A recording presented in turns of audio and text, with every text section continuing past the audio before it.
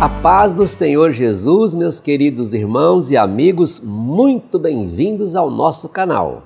Eu sou o pastor Luiz Prates e estou aqui com os meus amigos para a gente gravar aqui agora a lição de número 3 da nossa revista Betel Dominical dos Adultos, primeiro trimestre de 2022. Lembrando que esta revista é comentada pelo pastor Valdir Alves de Oliveira. E a lição de hoje, a de número 3, tem por título Ezequiel, o Atalaia sobre a casa de Israel.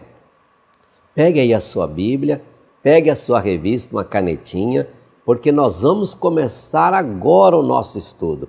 Antes eu quero apenas agradecê-lo por você estar conosco, acompanhando a gente no nosso trabalho.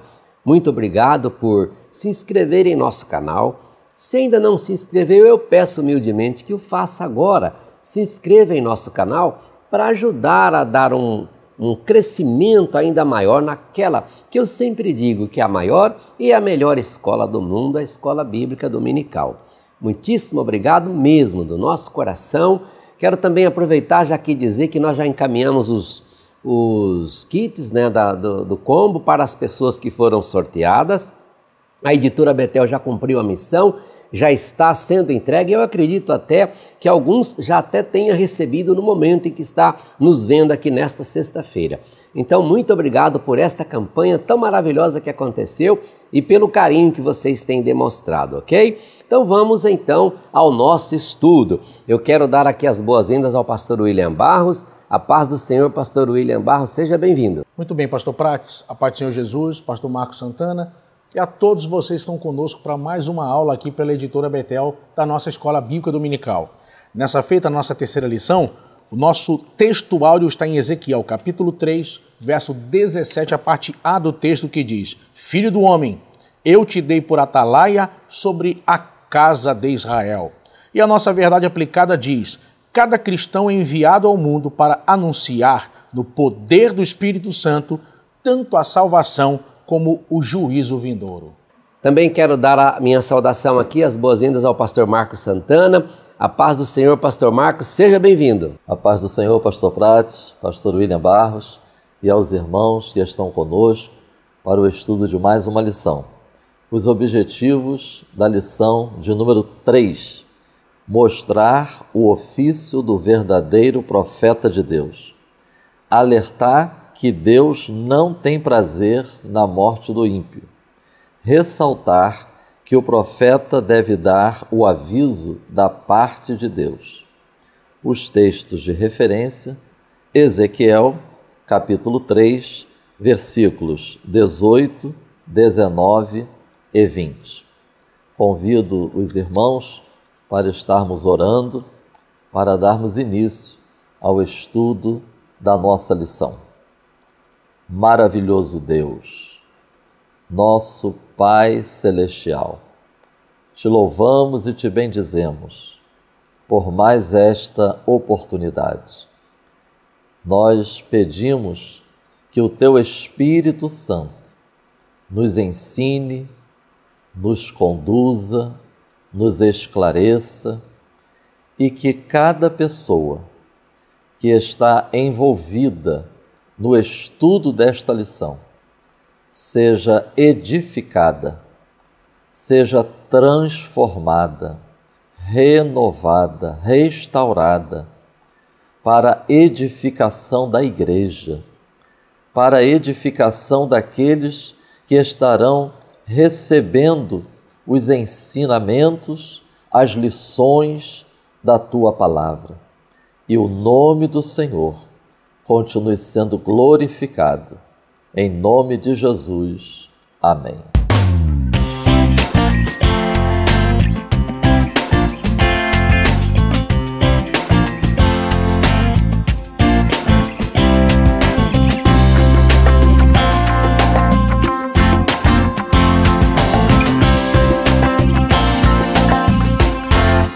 Ezequiel, o atalaia sobre a casa de Israel. Irmãos, o nosso texto áureo é um excelente texto para resumirmos a presente lição. Filho do homem, eu te dei por atalaia. Tu ouvirás e os avisarás. Então compartilho com os irmãos esta divisão que nós encontramos neste versículo e que muito contribui para termos uma visão panorâmica do que será enfatizado nesta lição. Nós vamos ver que a missão do profeta Ezequiel, ela tem origem em Deus. Notemos esta expressão no versículo: eu te dei. Então não é uma iniciativa humana, não é uma iniciativa pessoal. Esta missão, ela tem origem em Deus. Segundo, a origem da mensagem, a origem dos avisos também é Deus. Deus é a fonte das mensagens e dos avisos, porque nós vamos encontrar também neste versículo: da minha boca ouvirás a palavra.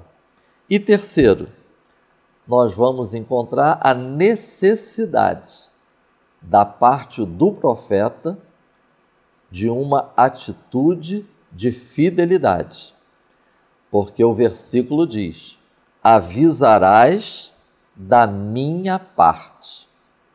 Era preciso que o profeta fosse fiel. A NVI traz assim essa expressão: leve a eles a minha advertência. Então, basicamente, a lição de hoje vai tratar desses aspectos: a origem da missão, a origem da mensagem, dos avisos e a atitude de fidelidade por parte daquele que foi escolhido, chamado, levantado por Deus e que recebe a mensagem. É interessante notarmos que Deus, ele enfatiza e insiste com Ezequiel de que ele deve se ater às palavras de Deus. Podemos retornar a Ezequiel, capítulo 3, versículo 10. Ouça atentamente e guarde no coração todas as palavras que eu lhe disser. Outro aspecto importante estarmos enfatizando nessa introdução é que no versículo 17 nós encontramos essa expressão: avisarás. Eu estava pesquisando no dicionário de Strong, lá nós vamos encontrar essa informação. Ezequiel usa este verbo, avisarás, mais do que qualquer outro escritor do Antigo Testamento. Interessante porque isso retrata bem essa missão de Ezequiel como um atalaia. Versículos 18 a 21 do capítulo 3 de Ezequiel responde a seguinte questão: quem deve ser avisado? Destaco aqui, tanto o ímpio como o justo. Ao longo da lição, isso será expandido, mas é fundamental termos isso em mente. Tanto o ímpio como o justo precisam receber avisos da parte de Deus por intermédio daquele que Deus tem levantado. Também, nessa introdução, quero destacar que se trata de uma lição que nos remete, nos convida, nos chama a refletirmos sobre assuntos, irmãos, que nem sempre as pessoas estão muito dispostas a ouvir. Dois aspectos: responsabilidades e consequências. É um assunto que vai tratar desses dois aspectos. E atenção, tanto responsabilidades como consequências de quem avisa e dos que estão sendo avisados. Nós vemos isto nesses versículos anteriormente citados, de 18 a 21. Esses versículos, eles retratam o ímpio que não foi avisado, o ímpio que foi avisado e não se converteu, o justo que se desvia e não foi avisado, e o justo que foi avisado. Então, esses versículos retratam bem responsabilidade e consequências, tanto da parte de quem avisa, como da parte de quem é avisado. O tópico 1 da nossa lição enfatiza as atitudes do profeta, enquanto que o tópico 3 enfatiza as reações dos que ouvem os avisos. Sendo assim, vamos para o tópico 1 da nossa lição, o verdadeiro profeta de Deus. Quero compartilhar com os irmãos esses dois aspectos que resumem o que está sendo tratado no tópico 1. Primeiro, identificando um atalaia. E segundo, responsabilidade deste atalaia, tanto de receber como de avisar. Quero trazer para os irmãos esse texto que nós encontramos na introdução do tópico 1. Uma expressão com a qual o povo de Israel estava bem familiarizado era a atalaia. Deveria apresentar ao povo as advertências divinas, sendo fiel na proclamação das mensagens. Nem todos os atalaias de Israel foram diligentes no cumprimento da missão. Eu destaco aqui, irmãos, estas expressões deste texto introdutório. Atalaia. Tanto Ezequiel como o povo sabiam o que significava o atalaia. Por isso é importante, na exposição diante das classes, nós estarmos tecendo alguns detalhes sobre o atalaia, considerando que em nosso tempo não é tão comum, corriqueiro, o uso dessa expressão. Segunda expressão, missão. E terceiro, atalaias negligentes. Como em todas as áreas de atividades humanas, há os negligentes. Há aqueles que procuram fazer o trabalho com excelência, mas há aqueles que são mais relaxados e negligentes. Não é diferente, como nós vamos ver na palavra de Deus, em relação aos atalaias. Por isso que é importante, durante a exposição desta lição, nós irmos contextualizando com o exercício do ministério cristão hoje, porque só ao destacar esses três aspectos do texto introdutório, nós já identificamos preciosas lições que podemos aproveitar para aplicar aos dias de hoje. Outros termos que também são utilizados para identificar um atalaia é o vigia. Outro termo, sentinela. Eles se posicionavam sobre os muros da cidade para terem uma visão panorâmica. A missão dele era avisar o povo, avisar quanto a perigos, quanto a ataques, quanto à aproximação de alguém. Quanto aos profetas, vide o subsídio 1.2, da nossa lição, que nós vamos encontrar assim: a função deles era ficar alerta à situação em derredor deles, os profetas, escutar a palavra de Deus sempre que ela vinha a eles e repeti-la ao povo com exatidão. Eles deveriam, como atalaias, ficar alertas, ficar atentos à situação em derredor. Oh, como isso nós vemos a importância nos dias de hoje. Nós somos portadores da mensagem de Deus. Precisamos estar atentos ao que está acontecendo ao nosso derredor, como os profetas, escutar a palavra de Deus e transmitir com fidelidade. Então, irmãos, o exercício da atividade como atalaia é, na verdade, uma verdadeira manifestação da graça de Deus. Quando Deus diz: eu te dei por atalaia para avisar o meu povo, isso é uma manifestação da graça de Deus.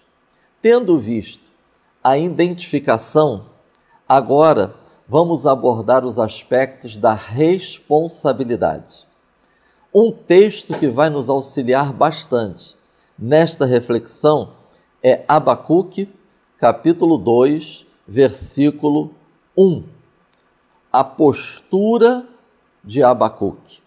Assim diz o texto: estarei na minha torre de vigia, ficarei na fortaleza e vigiarei para ver o que Deus me dirá.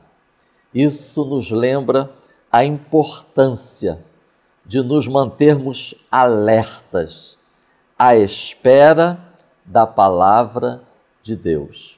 Hoje nos ensina, nos faz lembrar da importância de estarmos estreitando cada dia mais a nossa relação com as Escrituras Sagradas, manter-nos interessados, vigilantes e atentos às mensagens que encontramos na Palavra de Deus. Outro texto que eu sugiro os irmãos estarmos conectando com Ezequiel, capítulo 3, versículos 17 a 27, é Isaías, capítulo 56, versículo 10, que daqui a pouco eu vou até pedir a ajuda do pastor Prates para fazermos a leitura deste versículo e também do 11. Mas o 10 nos diz assim, que os primeiros a serem repreendidos eram justamente os líderes. Ou seja, o texto chama os líderes de atalaias cegos, que nada sabem, nada compreendem, nem sobre os pecados do povo e nem sobre os juízos divinos que estavam por vir. Eis aí a responsabilidade dos atalaias. Eis aí um exemplo de responsabilidade e que, consequentemente, acarretará resultados, identificados também como cães mudos. Nos remete à prática do campo de quem cuida de um rebanho de ovelhas, utilizar o cão para dar os avisos quanto ao perigo dos lobos, quanto a uma ovelha que está se afastando do rebanho, mas Deus está dizendo que os atalaias de Israel eram como cães mudos. Pastor Prates, podemos ler Isaías 56, versículos 10 e 11. Todos os seus atalaias são cegos, nada sabem. Todos são cães mudos, não podem ladrar. Andam adormecidos, estão deitados e amam o tosquenejar. E estes cães são gulosos, não se podem fartar, e eles são pastores que nada compreendem.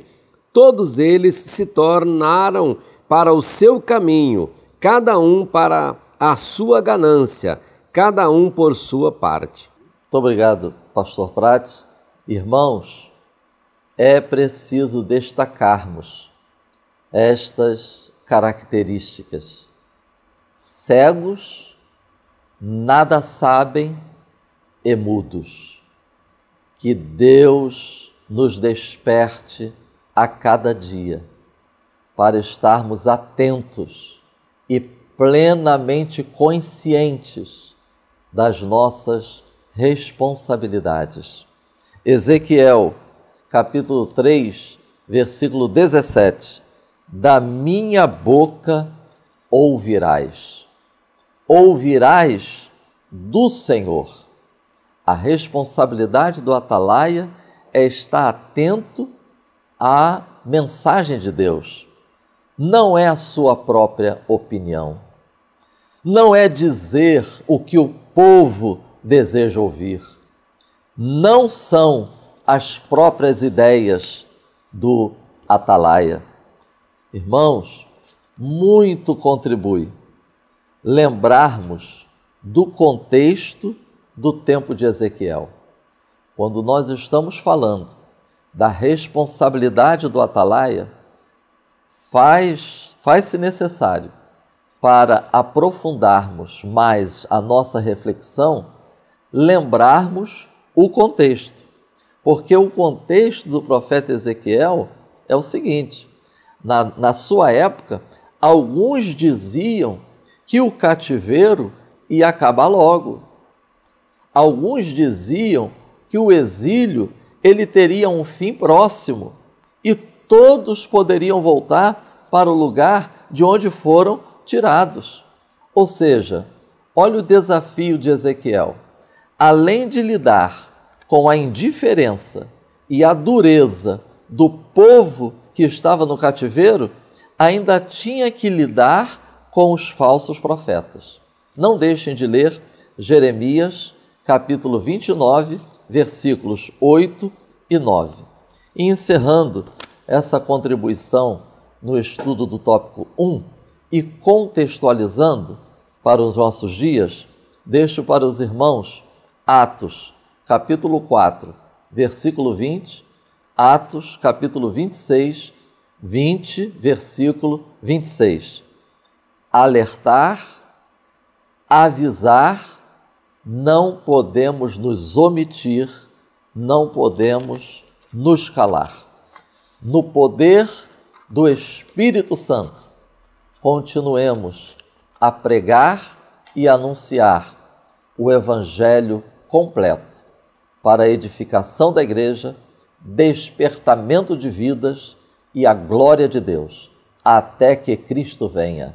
Amém. Muito bem, pastor Marcos Santana, fechando aí brilhantemente o ponto 1, nós podemos concluir então, no fechamento desse ponto, que o verdadeiro profeta de Deus deve ser, vamos ver isso, olha que importante, da mais alta confiabilidade, deve ter a palavra de Deus internalizada dentro de si e deve ser uma pessoa consciente da sua missão.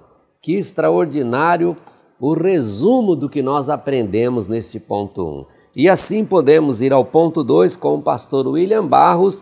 Deus não tem prazer na morte do ímpio, pastor William. Muito bem, pastor Prates. Depois de tudo que trouxe o pastor Marcos para nós, no nosso tópico primeiro, nós vamos entrar no nosso tópico 2, Deus não tem prazer na morte do ímpio. Conforme aparece na nossa introdução aqui, acredito que uma coisa que vale a pena frisar, inclusive uma dica para os professores, é lembrar aos alunos em sala de aula que a marca do Evangelho é a compaixão ou também, como entre aspas, paixão pelas almas. Vejam que nós vamos ver isso em Lucas capítulo 7, no versículo de número 13, quando Jesus encontra a viúva de Naim e a Bíblia registra a tônica desse encontro dizendo que Jesus mostrou compaixão quando a viu. A Bíblia vai mostrar esta mesma compaixão do Mestre em Marcos capítulo 1, no verso de número 41, quando Jesus encontra o leproso, que ele clama e adora pedindo a cura. Da mesma forma, em Marcos capítulo 8, no verso 2, depois de 3 dias sendo seguido por uma multidão na região da Galileia, a Bíblia diz que Jesus teve compaixão da multidão porque estavam sem comida há 3 dias.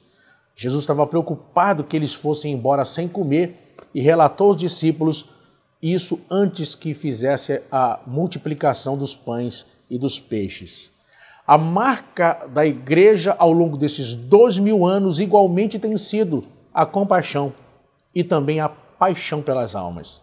Vejam que todos os heróis da história do cristianismo, os baluartes que fazem parte da galeria dos heróis da fé desses 2000 anos da história da igreja, marcaram a sua caminhada, não apenas por uma vida piedosa, não apenas por ter uma vida de santidade e de consagração a Deus, não apenas por terem sido homens e mulheres de oração e de dedicação ao Evangelho, mas por pessoas que amavam, sentiam dores, como Paulo expressa, dores de parto pelas almas, pelas vidas que haveriam de encontrar com Cristo. Nós vamos ver relatos de homens e mulheres ao longo desses 2000 anos dizendo: dai-me almas ou morrerei. Se tu não quiser salvá-los, tire a minha vida. Homens e mulheres que viveram intensamente em prol do próximo, entendendo que a missão da igreja é resgatar os perdidos. Me vem à mente aqui uma frase célebre que ouvi num congresso de missões do nosso Ministério de Madureira, aqui mesmo no Rio de Janeiro, que aconteceu no sítio Fazão Dourado, da Assembleia de Deus em Campo Grande, numa conferência de missões.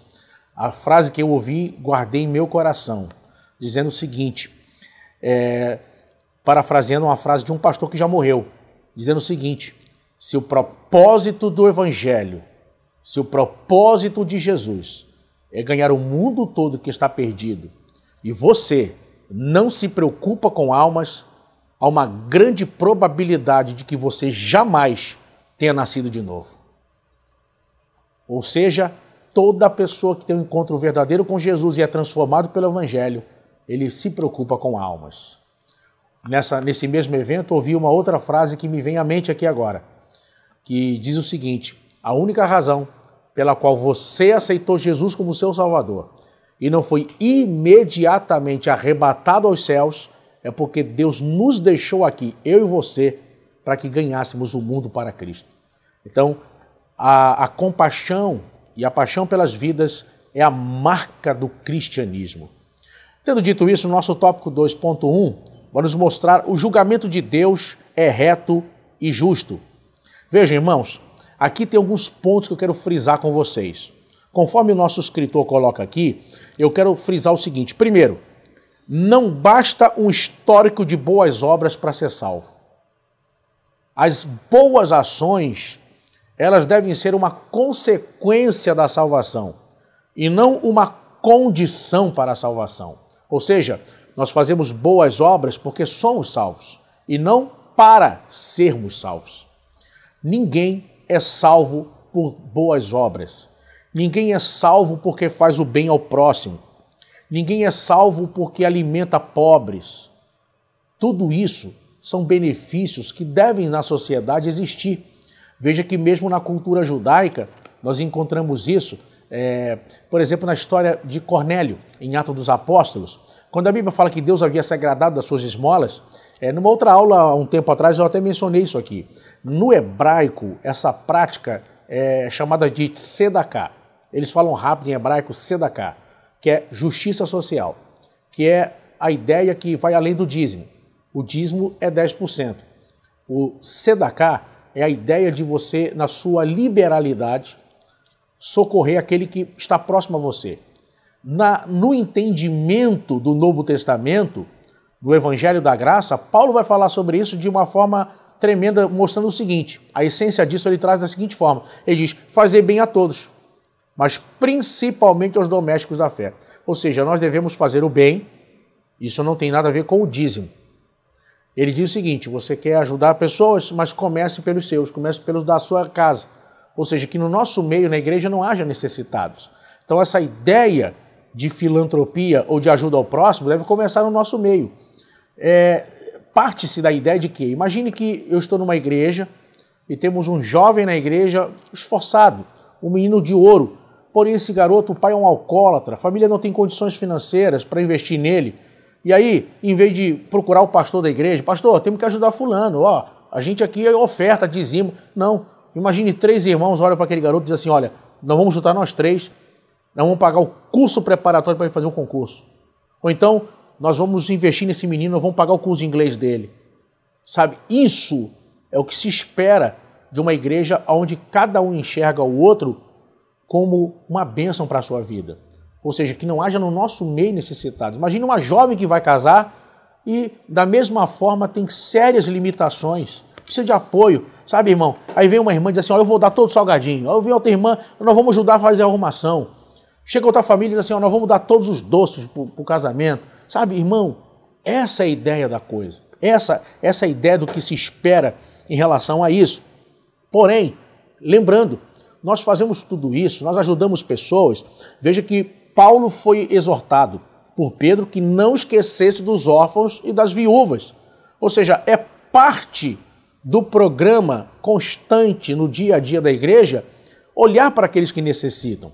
Vejam que agora mesmo, enquanto gravamos essa aula, nós vemos alguns lugares do sudeste do Brasil e também da Bahia que sofrem com grandes enchentes provocadas por grandes chuvas.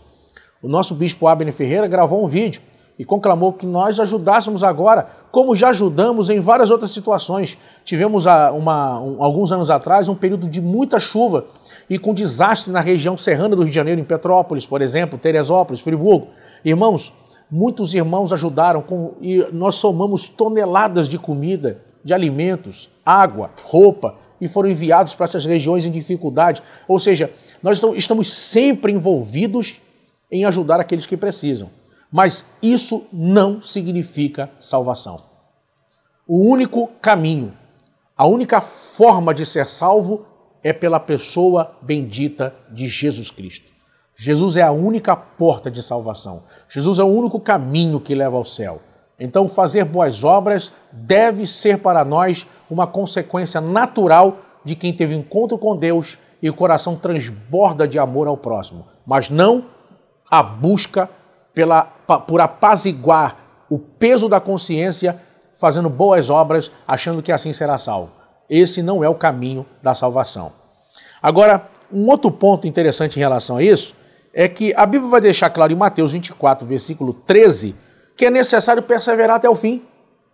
A Bíblia diz, perseverar até o fim. Aquele que perseverar até o fim será salvo. Veja que perseverança é uma marca do cristianismo. A Bíblia vai dizer que em Atos 6, versículo de número 4, os apóstolos, quando instituíram o diaconato, disseram, nós vamos perseverar na oração e no ministério da palavra. A Bíblia vai dizer em Atos capítulo 2, no verso de número 42, que a igreja, logo no seu início, em sua fase incipiente, a Bíblia já registra em Atos 2, 42, perseveravam na comunhão, no partir do pão, nas orações. Sabe, a igreja perseverava nisso. O dia de Pentecostes acontece para a igreja como resultado de quê? A Bíblia diz em Atos capítulo 1 e no verso de número 14, que perseveravam unânimes todos os dias em oração. Ou seja, a perseverança é a marca de uma igreja vencedora, é a marca da igreja de Cristo. Sabe, não basta ser espiritual hoje, é necessário perseverar em ser espiritual. Não basta orar hoje, sabe, irmãos, e passar um mês sem orar. Muitas pessoas se enganam com isso. Eu vou para o monte, vou ficar 3 dias em jejum e oração, aí depois passa um ano sem fazer isso. Irmãos, você não vence pelo que você faz de vez em quando, você vence pelo que você é sempre. É muito mais benéfico, é preferível uma pessoa que ora 15 minutos todo dia, tira 15 minutos a sós para orar, do que uma pessoa que ora 3 dias e jejua 3 dias e não faz isso mais ao longo do ano. Então, irmãos, a perseverança é a marca de uma igreja que vence. Você quer ter uma vida de vitória? Você precisa ser perseverante. Você precisa perseverar. Perseverar é fazer hoje e sempre. Então, nós precisamos caminhar nesse sentido, sabe? Você conhece alguém que larga as coisas no meio do caminho? Você conhece alguém que não termina o que começa? Você conhece alguém assim? Você não pode ser assim. Quem sabe essa aula está alcançando alguém que tem sido assim na sua história de vida até hoje. Mas essa aula é o alerta de Deus, é a oportunidade que Deus está lhe dando para quebrar esse ciclo na sua história e começar um tempo diferente na sua vida. O nosso tópico 2.2 vai nos mostrar um outro aspecto interessante. A justiça do justo não fará escapar da sua prevaricação. E aqui eu novamente quero trazer 2 pontos importantes que são frisados pelo nosso autor. Primeiro, o ímpio arrependido tem seus pecados perdoados. Ou seja, o evangelho é um tratamento de Deus na nossa história para apagar todo o passado. Toda ofensa cometida contra Deus é perdoado quando a pessoa tem um encontro verdadeiro com Jesus. Lembre, nós estamos falando de consequências. Às vezes uma pessoa vem para a igreja e ela cometeu crimes, e ela foi presa. Ela arca com as consequências, mas ela foi perdoada por Deus dos seus pecados. Agora, irmãos, uma coisa que é libertadora no Evangelho é justamente isso. É como Deus trata o nosso passado. Eu fico imaginando, quando eu falo sobre isso, naquele encontro daquela mulher pega em adultério, encontrando com Jesus. Eu fico imaginando, irmãos, ela devia ter chegado ali descabelada, olhando para o chão, os seus algozes a cercando, gritando, já pegando pedras nas mãos. A certeza daquela mulher naquele momento devia ser só uma. Acabou, vou morrer. E aí, Jesus está sentado escrevendo com o dedo na areia. Por fim, eles viram para pegar Jesus e a lei manda apedrejar as tais. E tu que dizes? Eles pensaram, vamos pegar ele agora, checkmate. Se ele disser não apedreja, está indo contra a palavra. Se ele disser apedreja, está indo contra o discurso dele, o que ele ensina, o que ele fala de amor e perdão. Eles pensaram, pegamos ele. Jesus vira, insiste em escrever na areia, eles insistem. Eu imagino que eles tinham certeza que tinham pego ele naquele momento. E aí Jesus vira e diz, quem não tem pecado que atire a primeira pedra. E a Bíblia diz que desde os mais velhos até o mais novo foram saindo um por um. Todo mundo saiu.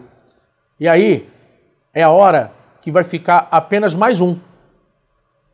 O último acusador daquela mulher. A consciência. Fica Jesus, a mulher e a consciência implacavelmente acusando. Seu passado, você, olha o que você fez. Jesus vai tratar esse último acusador com a frase final, quando diz, mulher, aonde estão teus acusadores? Ninguém te condenou? Ela diz, não, Senhor, também eu não te condeno, vai e não peques mais. A consciência, todas as acusações ao longo da sua história, abaixaram a cabeça e também foram embora. Então, irmãos, viver o Evangelho é acreditar que Deus tratou o seu passado quando derramou seu sangue na cruz do Calvário.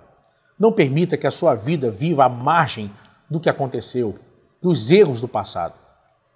O outro ponto importante é que o justo que cai não pode se valer do passado, porque se o ímpio não pode viver preso ao passado, o justo não pode viver também preso a um passado glorioso, tendo um presente medíocre.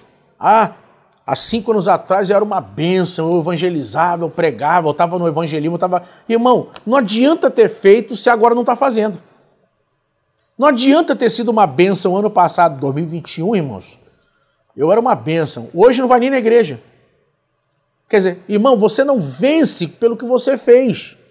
Você não vence o diabo pelo que você era. Você vence pelo que você é agora. Nós acabamos de falar aqui a necessidade de perseverar. Ou seja, nós somos os campeões na igreja das ótimas ideias. Nós temos pessoas que têm ideias fantásticas.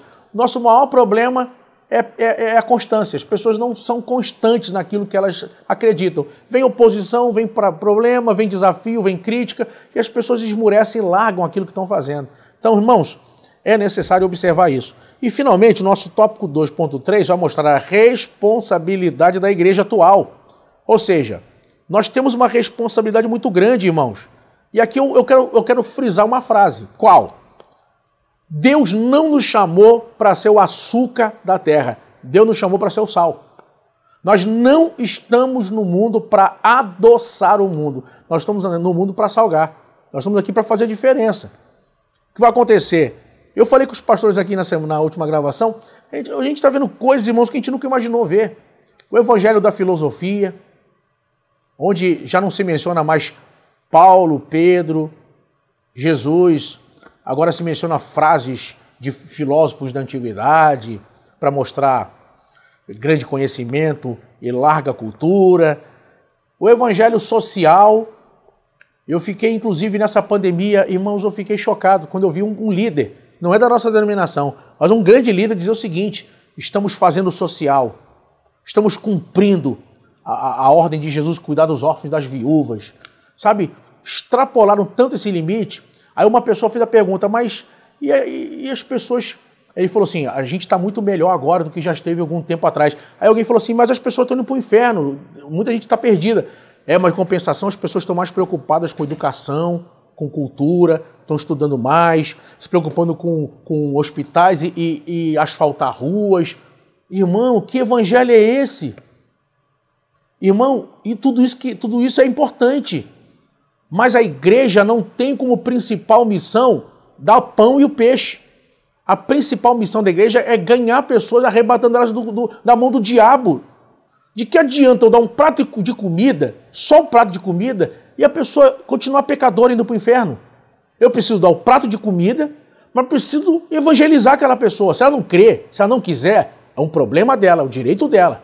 Em Ezequiel, a gente viu aqui na aula passada, prega, quer ouve, quer deixa de ouvir. Mas, irmão, acreditar que a nossa missão se cumpriu porque a gente dá a roupa, dá a comida e dá o remédio, significa que deixamos de ser a igreja de Jesus para ser um braço filantrópico na sociedade.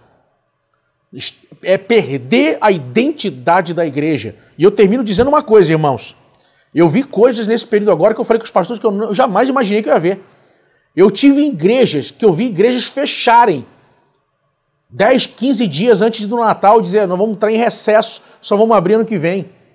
Igrejas que fecharam para recesso. Igrejas que não tiveram mais culto na semana do Natal, só foram ter culto agora, no início de 2022. Irmãos, a igreja, quantas vidas nesse período não morreram e foram para o inferno? Eu lembro do testemunho de Meyer Pirman, que durante o tempo da guerra, a Segunda Guerra Mundial, ele se converteu justamente passando na frente de uma igreja que tinha uma placa escrito entre, ore e descanse. Já pensou se essa igreja estivesse fechada? Talvez nunca tivesse se convertido. Meus irmãos, nós não somos o açúcar, nós somos o sal. A nossa responsabilidade é enorme. Que Deus vos abençoe em nome de Jesus. Muito bem, pastor William. Ponto 2 aí explicado de uma forma magistral também. Então nós podemos dizer que nesse ponto 2 nós aprendemos que o prazer de Deus é que todos se voltem para Ele, se arrependam e busquem o perdão dos seus pecados, pois todos que se afastam de Deus serão responsáveis pelos seus pecados. E talvez, tendo este resumo em mente, foi que o pastor William foi inspirado para fechar aí o ponto 2, dizendo da importância da igreja aberta, mas não apenas se referindo a um templo aberto, mas a voz profética sendo anunciada, dando às pessoas a oportunidade de se arrepender e voltar-se para Cristo enquanto temos tempo. E assim, pastor William, vamos continuar com o senhor mesmo, já no ponto 3, aqui a sua fala inicial desse ponto. Muitos são ouvintes, mas infelizmente, pastor William, muitos não praticam o que ouvem. Vamos então ao ponto 3 com o pastor William, depois nós voltamos para fechar com o pastor Marcos Santana. Ok, pastor Prates, nosso tópico 3 vai mostrar aqui nessa sequência, muitos são ouvintes, mas não praticantes. E aqui eu quero mostrar para os irmãos alguns perigos que a gente vive em relação a isso. Por exemplo, pessoas que priorizam campanha, mas não têm vínculo em igreja nenhuma. Pessoas que vão dioturnamente, estão sempre na igreja. Mas você pergunta assim, qual é a sua igreja? Alguns chegam a dizer para você, não, estou visitando igreja X, igreja Y. Ou então, eu sou da igreja tal, mas lá mesmo quase não vai, não tem vínculo lá. Passa a vida toda indo na campanha aqui, campanha ali, frequentando, aonde sabe que Deus usa pessoas em profecia, revelação ou em cura, está lá frequentando. mas não tem vínculo em igreja nenhuma. E acaba com isso vivendo o evangelho sem raiz, sem raízes profundas, um evangelho raso. Outra coisa, a observância externa, apenas exterior, de alguns preceitos, mas sem essência. Quer dizer, é aquela coisa, irmão, Deus vê o que vai além da mera observância de alguns pontos. Por exemplo, eu estou na igreja agora, então eu não xingo, eu não falo palavrão, eu procuro ser correto com o que eu falo, ser verdadeiro, mas aí o evangelho não é só isso. Aliás, isso são consequências da mudança que ocorreu a partir do encontro com Jesus. Mas só a mera observância de alguns preceitos não torna alguém um cristão. Jesus vai bater duramente na hipocrisia, por exemplo, dos fariseus, porque eles apresentavam externamente várias observações de preceitos, mas sem uma essência genuína. Irmão, e aqui a gente vai aprender uma coisa que é importante. Deus vê além do que o que você faz. Deus vê o porquê você faz.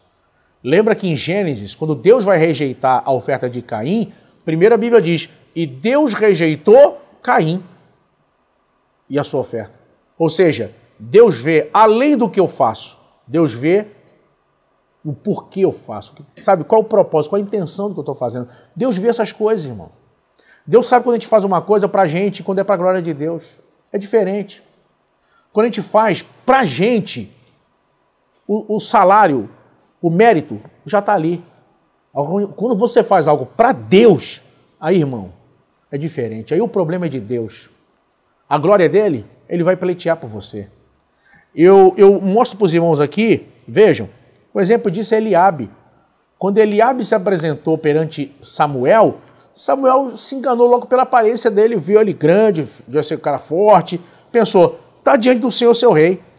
Deus vem logo e diz a Samuel, tu olha a aparência, eu vejo o coração. Não é ele não. Veja que lá na frente, quando o Golias apareceu, 40 dias, Eliabe não se apresentou, não se voluntariou sequer para enfrentar Golias. Agora vejam, o nosso tópico 3.1 vai mostrar que Deus abomina a presunção. E o nosso autor aqui, ele vai apresentar algumas coisas. Ele mostrou alguns erros de Israel, por exemplo, de pensarem que a terra era deles porque foi dada a Abraão. E aqui eles esquecem uma coisa, irmãos. A gente é apenas inquilino. Na verdade, tudo pertence a Deus. O povo era apenas o inquilino da terra, a terra pertence a Deus. Veja que os habitantes de Canaã, Deus deu tempo para eles, não se arrependeram, não mostraram o fruto de mudança. Deus tirou da terra e deu para Israel. Na verdade, irmãos, as dádivas e privilégios que temos, vejam, o que é nosso? Os filhos são herança do Senhor. O corpo, a Bíblia diz que é templo do Espírito Santo. Os dons espirituais, a Bíblia diz que são do Espírito Santo e ele reparte como quer na igreja. É tudo dele, irmãos. O que nós chamamos de nosso, nem o tempo é nosso. A Bíblia diz que a Deus pertence o querer e o efetuar. O tempo, irmãos, é de Deus. A gente está aqui hoje, amanhã pode não estar. Está tudo na mão de Deus. Outra coisa, eles não perceberam o quê? Achavam que eram salvos por serem descendência de Abraão. E esquecem uma coisa que nós precisamos guardar. A fé e a salvação, ela é individual. Ou seja, e até uma advertência, não basta ser filho de pastor, não basta ter uma mãe espiritual usada na mão de Deus. Isso não garante que alguém será salvo. Você não poderá viver a vida cristã baseada na experiência de alguém da sua casa. Meu pai é um homem de Deus, minha mãe, Deus usa ela, minha tia é um vaso nas mãos do Senhor. Eu quero saber você. E você?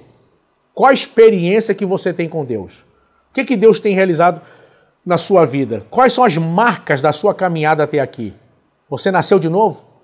Se sente um cidadão do céu? Sente comunhão com o Espírito Santo? Tem tido experiências na sua vida de oração? Ou tem vivido à sombra da experiência de outras pessoas? Não, fulano orou, não, fulana Deus usa, e você? É a hora de você ter as suas próprias experiências com Deus. Sabe, irmãos, a presunção de achar que é salvo porque é usado nas mãos de Deus. E aqui nós vamos ver, nesse último ponto que eu trago aqui, uma outra lição. Milagres e provisões não são a marca ou o sinal de que alguém teve um encontro com Deus.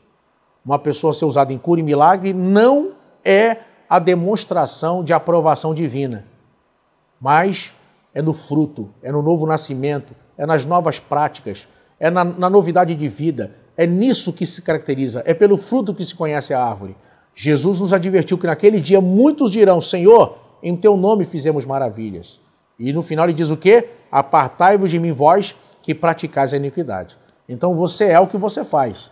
Então não basta ser usado, não basta ter unção, não basta ter curas no seu currículo, pessoas que testemunham que você foi um instrumento de Deus. É preciso realmente ter uma experiência viva com o Espírito Santo.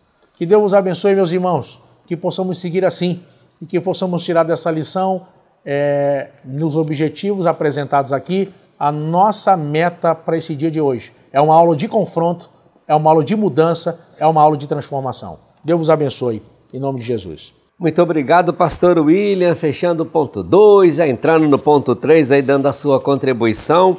Vamos então ao pastor Marcos Santana para as considerações dele, o comentário, o fechamento da lição de hoje, pastor Marcos Santana, com esse ponto 3. Ok, pastor Prates.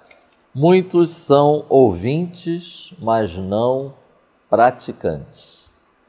Se no tópico 1 nós vimos ali as atitudes do profeta, agora nós vamos enfatizar as reações dos que ouvem os avisos. Lembrando o que foi dito lá no início, ambos envolvem responsabilidades e consequências. Portanto, meus irmãos, esse tópico é um alerta. É preciso cuidado da nossa parte. É preciso atenção para que nossas atitudes, nossa segurança, nossas certezas não estejam fundadas em aparências, suposições ou hipóteses. 3 textos que nos ajudam bastante a refletirmos sobre este alerta.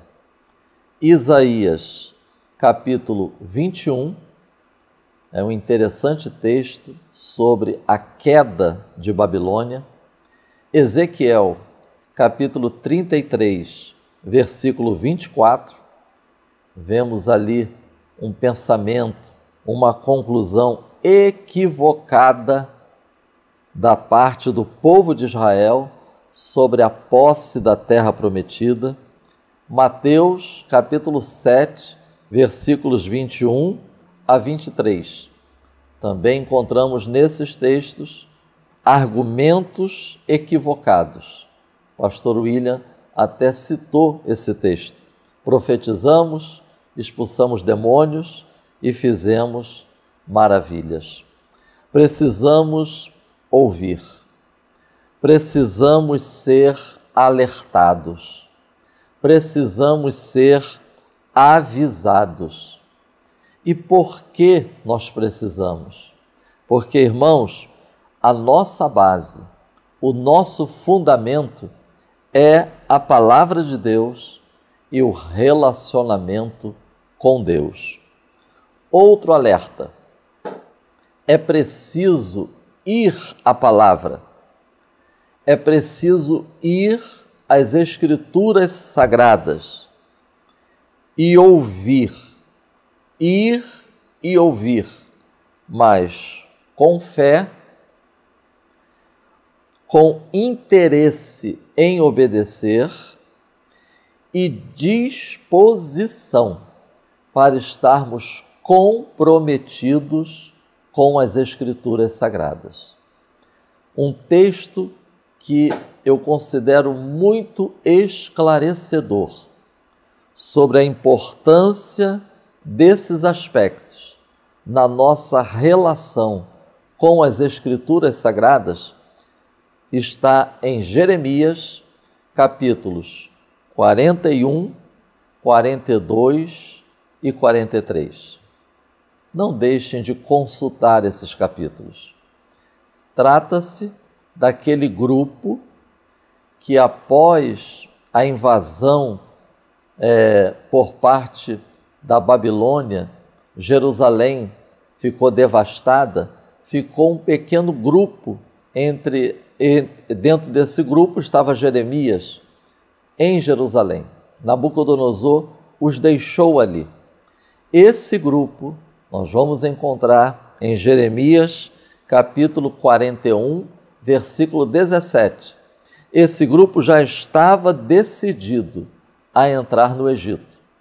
Mas em Jeremias 42, versículo 3, eles procuram Jeremias e eles falam com Jeremias sobre rogar a Deus. Eles pedem a Jeremias que Jeremias fale com Deus, para que, disseram eles, para que nos ensine o caminho que devemos seguir.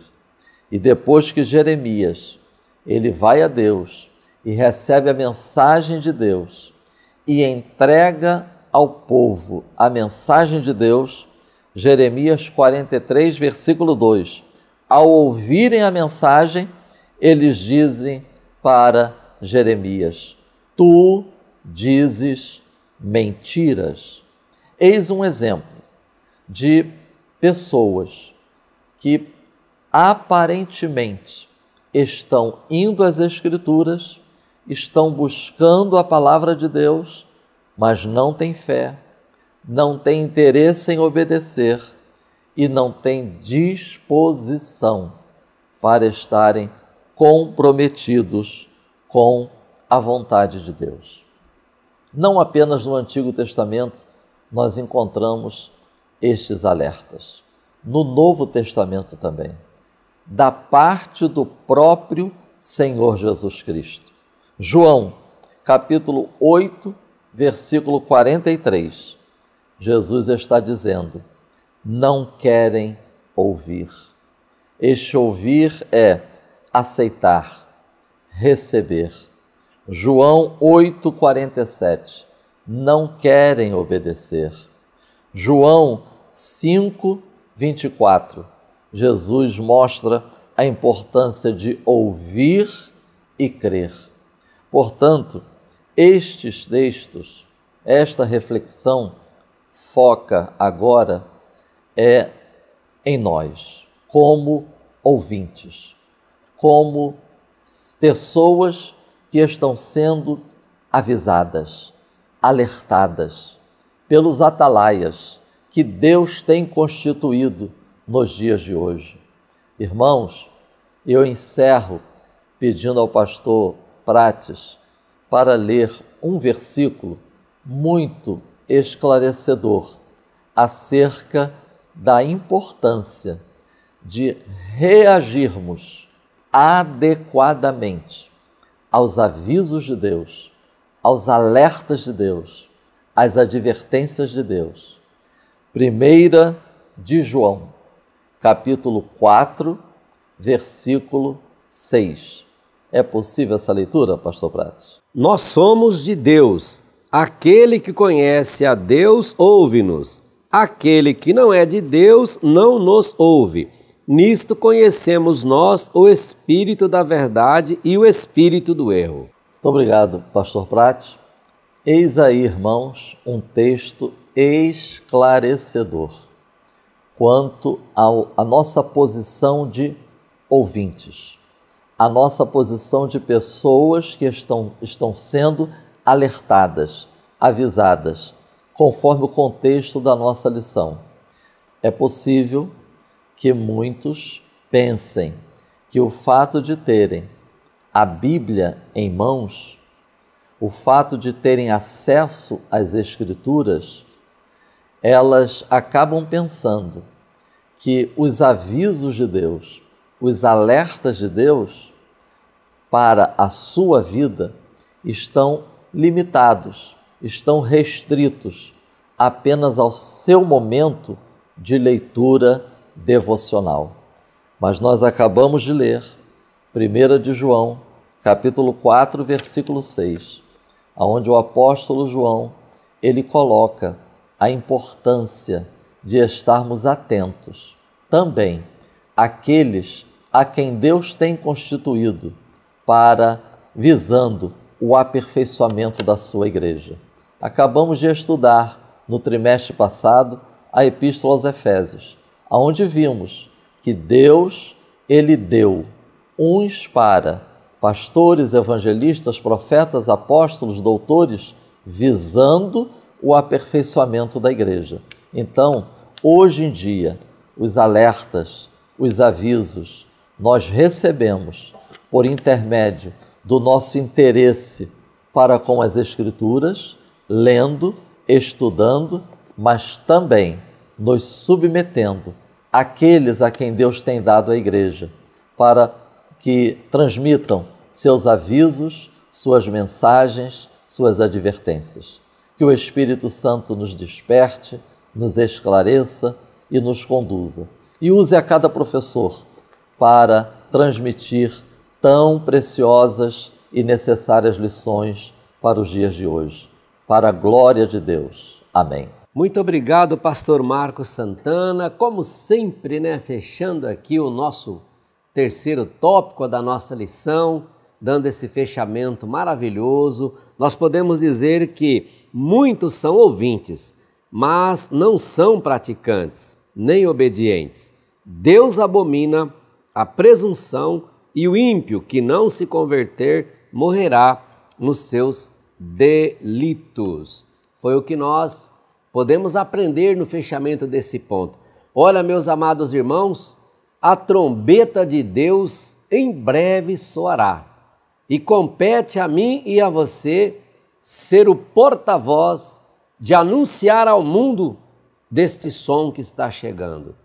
As pessoas podem ou não ouvir-nos, podem ou não optar-nos em seguir a nossa orientação. Isso é com elas, como já vimos aqui nas falas dos meus amigos que aqui já ministraram. Mas a nós compete essa responsabilidade de estar atento e, como atalaias, dar o nosso brado. É o que nós estamos fazendo aqui. Nós estamos aqui como atalaias nessa trincheira. Nossa voz é uma voz que está clamando: arrependam, volta-se para Cristo, deixe de praticar as coisas erradas. Jesus te ama, Jesus tem interesse em te salvar, em te abençoar, em te fazer uma pessoa próspera nos sentidos que Ele achar que deve ser. Mais importante do que tudo, você ter a certeza da sua salvação. Aceite a Jesus, dê um passo para Ele se você ainda não fez. Ele está de braços abertos esperando. A trombeta vai soar. Junte-se a nós, você que é professor, obreiro da casa do Senhor, você que é um apaixonado pela escola dominical, junte-se a nós nessa missão que o Senhor Jesus já nos deu. Junte-se a nós, vamos como Ezequiel, vamos também continuar na trincheira gritando que Jesus está voltando e Ele espera que eu e você esteja alinhado com a sua vontade, com a sua palavra, porque Ele não tem prazer na morte de ninguém que não esteja alinhado com Ele, porque triste é partir desta vida sem estar ligados com o Senhor, sem a certeza da nossa salvação. E assim eu encerro esse vídeo tão maravilhoso, esta aula tão preciosa, anunciando a próxima. Querendo o bom Deus, estaremos de volta aqui a semana que vem para estudarmos a lição de número 4, programada para ser estudada nas igrejas no dia 23 de janeiro, o pecado e as suas consequências. Antes de passar aqui a palavra ao pastor William para uma oração, para a gente encerrar com esta oração, eu gostaria de fazer um anúncio aqui a você. Amanhã, sábado, dia 15 de janeiro, na Assembleia de Deus, Ministério de Madureira, na Catedral Histórica do nosso do nosso ministério aqui, a Catedral de Madureira, presidida pelo nosso querido Bispo Abner Ferreira e Bispa Marvi Ferreira, estará de portas abertas a partir das 8 horas da manhã, numa programação especial até às 20 horas, para receber aqui os jovens de todo o estado do Rio de Janeiro, no grande congresso do Conjaderge 2022, num evento que tem um slogan: Jovens Vivos e de Pé, das 8 às 20. Se você está passando por aqui pelo estado do Rio de Janeiro, está tranquilo, amanhã, sábado, não tem ainda nenhum outro compromisso de viagem, está aqui na cidade, se você puder, você é o nosso convidado para estar presente conosco nesse grande evento, nesse grande congresso, que eu tenho absoluta certeza que será uma bênção. Com todas as seguranças, né, todos os protocolos recomendados aí serão seguidos. Nosso Bispo Abner é muito zeloso com isso, então você pode ficar tranquilo, traga a sua máscara, haverá álcool em gel, haverá todo um cuidado ali, e eu tenho certeza que o Espírito Santo estará presente, nos dando uma manhã e um dia todo abençoado, e todos que vierem serão abençoados, guardados e protegidos, e voltarão sem dúvida para casa muito mais crente do que chegou. Assim, nós podemos encerrar então. Pastor William, vamos então a uma palavra de oração. Muito bem, meus irmãos, antes de nós orarmos para encerrar nossa aula, eu queria só reforçar, endossar aqui o que disse nosso pastor Luiz Prates. Nesse sábado, eu falo como coordenador de jovens da minha igreja, nós estaremos juntos aqui com a nossa garotada também. Aqui nossa igreja mãe, aqui na nossa igreja mãe Madureira, o dia inteiro com o nosso congresso de jovens, nossa conferência de jovens de todo o estado do Rio de Janeiro. Gente, são caravanas de todas as cidades do Rio de Janeiro que estarão chegando, de todo o estado do Rio de Janeiro que estarão chegando para esse grande evento. Madureira vai ficar pequeno para esse evento enorme com tantos jovens e adolescentes que virão para cá. Se você pode, olha, a programação incrível, não perca, vem para cá, eu tenho certeza que a sua vida não será a mesma depois desse sábado. Oremos. Senhor Deus, te agradecemos pela aula de hoje, nos guarda, nos abençoa e que possamos, ó Deus, aprender e colocar em prática tudo que aprendemos aqui. Que a tua palavra fique guardada na tábua de nosso coração. Em nome de Jesus. Amém. Editora Betel, edificando a casa de Deus.